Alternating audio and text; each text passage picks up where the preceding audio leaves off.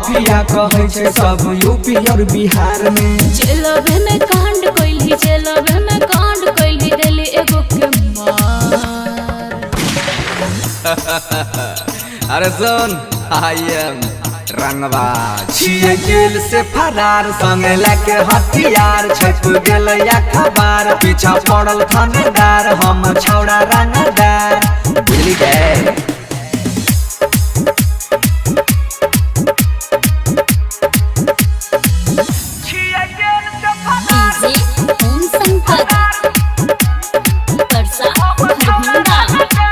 बुझली गए। गुंडा बने के शौक चढ़ल चुपर जे तो भारी रे, तोरा नाम के सूट वार जनहित में जारी रे। मारकाट के शौक छले हमरा हथियार के, दुश्मन की करत जब सपोर्ट छै यार के, सपोर्ट छै यार के। सुनला में यही लोग की, सुनला में यही लोग पुलिस कल को गिरफ्तार। छिए जेल से फरार, संगे लेके हथियार, छप गेल अखबार, पीछा पड़ल थानेदार, हम छौड़ा रंगदार। बुझली गए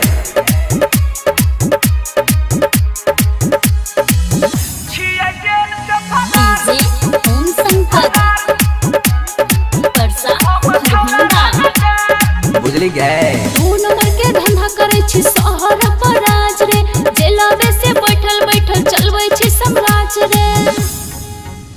ये सुटार पिंटू के जाने छै जमाना गे, बनसी के नहीं छै जान कहीं पर ठिकाना गे, कहीं पर ठिकाना गे। गुंडा बहदा महास के रे, गुंडा बहदा महास के बनैने छिया।